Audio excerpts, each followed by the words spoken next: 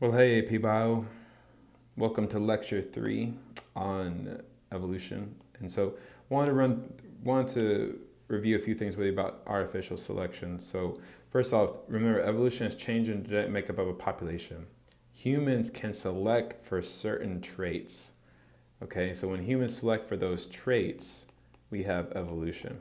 Okay, convergent evolution is when there's species A and species B, and they're not really related. Like it takes a long time to find like their common ancestor, like really like far down here, right? And so that's because of similar selective pressures and similar phenotypic adaptations.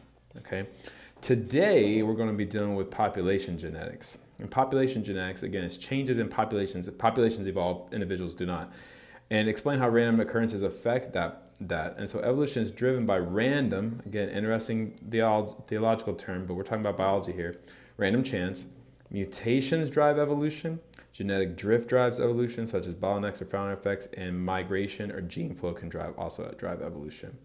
And describe the role of random processes in the evolution of specific populations. So reduction of genetic variation within a given population can increase the differences between populations.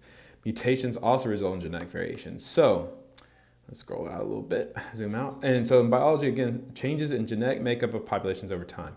Populations evolve, similar species that can mate and give rise to living, viable offspring. Populations evolve, individuals do not. And so the origin of variation, which natural selection acts on, are mutations. Mutations are changes in the genes A, T, C's, and G's.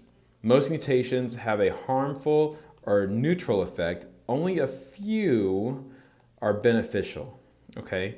But even then, even then, that creates considerable variation. So here's some terminology I would know.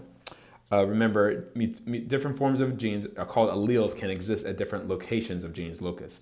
So a gene pool is all the copies of all alleles of all loci in a population or a specific gene. Allele frequency is proportion of each allele, and genotype frequency is proportion of each genotype. Genotype, again, is kind of like, that allele frequency. This one of those would be an allele. And so here's an image of new genes coming in from beneficial mutations.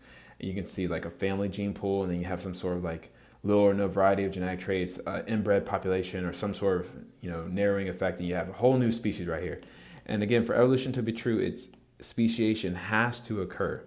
And so here's an example of a gene pool. You have 3 alleles, so this is multiple alleles for one gene. And to me, just roughly looking at it, X2 seems to be the dominant one, maybe X3 if you count them up. X1 is definitely not dominant. And so this is a gene pool, and if this changed over time, evolution would be occurring. They did an experiment where they grew E. coli for 20,000 generations. Yeah, that's crazy. And then they sequenced the genes every 5,000 generations, which means they figured out the exact A, T, C's, and G's in the genome. And the lines accumulated pretty steadily mutations, like over time, right? Every 5,000, so they measured boom, boom, boom, and then they graphed it. And you can see that mutations do accumulate pretty consistently over time. And so the gene pools of nearly all populations contain variations for many traits. Selection favors different traits can lead to many different lineages that descend from the same common ancestor. Of course, we already talked about artificial selection. There's artificial selection for probably like the 4th or 5th time in this series, but nonetheless, selecting for traits. And then he selected for certain traits on pigeons. And so we also talked about this in another experiment where they selected for either high number of abdominal bristles or low number, and eventually they didn't overlap, and this could lead to speciation if they stop reproducing and mating together. And so again, summing up natural selection, far more individuals are born than can survive. Offspring tend to resemble their parents, but not identical. There are some variation. And then selection favors those ones with random traits that can survive. Adaptation is a favored trait that evolves. This would be a favored trait in a dark forest. This would be a favored trait in a lichen-covered forest. Migration of individuals or movements of gametes between populations results in gene flow, which can change allele frequencies. So migration, immigration, or emigration. So if this is going into this is immigrating. Let me see if I can spell that right. But if it's leaving, so according to for population B, it is exiting or emigrating. And so yeah, migration can affect all of these things. Okay, let me make sure we're still recording because my recording function has been shutting off on me. And by George, we are. All right, so causes of evolution, gene flow, movement of alleles between population. When, what happens? Gametes or seeds are carried into another population. Think about the wind. Migration, okay? Continual gene flow reduces genetic divergence between populations. So yeah, that makes sense. If we're exchanging genes, we're going to become less, different. I was trying to think of a different word there. Sorry. It's been a long day. If migration between populations doesn't occur, the gene pools become more different over time. So more similar versus more different, okay? And this is the first step in species formation. So genetic drift is when random changes, there's that key word again, changes in allele frequencies from one generation to the next. In small populations, it can change allele frequencies dramatically. So for example, here's an example of a bottleneck effect. Study these beans right here, yellow and green, yellow and red. Wow, colorblind. They're about even, right? 50-50, give or take. But notice that after some sort of event, a chance environmental event, only these individuals survive. And then this gives rise to a new population. Well, that population, more red are surviving. That is, by definition, evolution, change in genetic frequency, genes. And so this could give rise to speciation. If this new population stops mating with, any sort of original population that, that could lead, like the red could be completely, it could lead to speciation. And so this happened with the greater prairie chickens. This was a very common bird in North America. Fewer than 50s in the 90s, DNA shows low genetic variation, so that's inbreeding depression. Of course, leading to increased risk of genetic problems. Founder effect is when genetic drift changes allele frequencies when a few individuals colonize a new area. And so you see this with certain human populations, such as the Amish and various things. Like you have a very diverse genetic group right here, and then when you found a new population, you have less diversity, especially if you don't let any new people into that community, right? And so the founder effect, let's say you're carrying a recessive allele that causes a lot of damage, but you have 5 people, man, that alleles are way more frequent, way more common in generations later than it was originally. And so founder effect can occur if a small number of individuals colonize a new area. Even a bird can carry a few seeds to a new location. A famous example of this is Tristan da Cunha, one of the most isolated places on the planet. There it is, right there in the middle of the South Atlantic Ocean.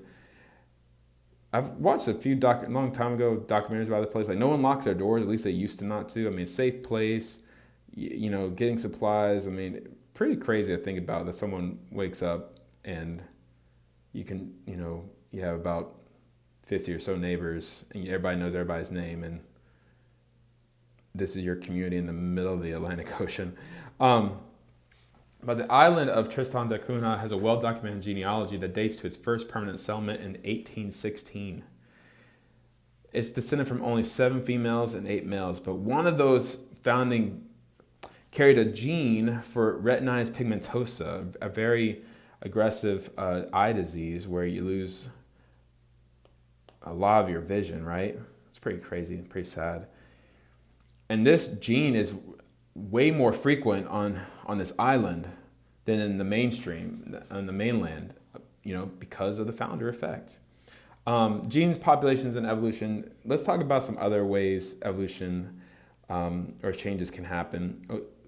Most of the time, mates, well, we would assume in Hardy-Weinberg, let me not get ahead of myself, but random mating is an assumption when something is not changing. But if we're not mating randomly, and if individuals are selecting their mates, then evolution is likely to occur. So maybe they select mates with the same phenotype, maybe they reject mates with differing phenotypes, maybe it increases the frequency of homozygotes for certain loci. And so there's an island in Micronesia, and basically the story goes, now some people debate if this is legend or not, but a severe typhoon swept over this island, Pingelap, not sure. Sorry, I should have looked at that before I made this video. A tiny atoll in the Pacific Ocean. One of the survivors carried a rare achromatopsia chromatopsia gene, sorry, I butchered that too, that causes complete color blindness. It's really fascinating. I'll show you maybe in class a video or two about this, but there's this like artist that went to the island and basically she showed like, the people there who was colorblind images in like, ultraviolet. And then she asked them to paint over them, like, what do you see? And she kind of came up with, this is kind of the stuff that they see, right? And her, was her name. And then a book was even written about it and many articles were done about it. It's pretty crazy, pretty fascinating, but that's an example of non-random mating, right? The king has more of a chance of mating than a normal, regular guy on the island. So he passed that trait on. Sexual selection occurs when individuals of one sex mate preferentially, sorry for the lack of color there, with particular individuals of the opposite sex. So again, this is a female. This is called dimorphism, which means the female looks pretty drab, pretty bland, and the male looks really colorful. And showing off, right? Feathers. And those feathers come at a price to its survival chances in the wild. Those feathers are a hindrance, make it an easy target. But there's a trade-off between attracting mates and attracting predators. They actually did a study on this bird, the African long-tailed widow bird. And so it showed that females preferred males with longer tails. So even when they artificially elongated tails, they attracted 4 times more females than males with artificially shortened tails. Again, this is an example of sexual selection. So you can see right here, control, tails cut and replaced. It's good experimentation, right? Normal, unmanipulated. Then we cut and pasted, basically artificially lengthened and cut them shorter. And the females prefer longer tails in this bird. And why, you're like, well, why, right? And so there's a lot of theories out there. Some of them revolve around, a certain genotype certain phenotype, might present healthier genes, if anything like that. So there's like the good gene hypothesis. There's the runaway hypothesis. Females choose mates on the basis of traits that improve male appearance. Again, that's hypothesis. Sexual dimorphism is, again, females. Why it can explain why male birds are more ornate or beautiful than females. Male competition, of course, males compete. Cost versus benefit. Is access to mating worth the competition, right? You can die. You can die trying to mate with a female. Dimorphism, again, drab females choosing really beautiful male birds. Competition between male red deer trying to get the advantage to mate. Again, all these are examples of how genes can change. Effects of genetic drift. Here's a summary. I would read this over. I'm not going to read this for you, but I'll just read the numbers. Genetic drift is significant in small populations. It can cause allele frequencies to change. That can lead to a loss of genetic variation, and it can cause harmful alleles to actually become fixed. Again, we talked about that with color blindness. So here's some questions.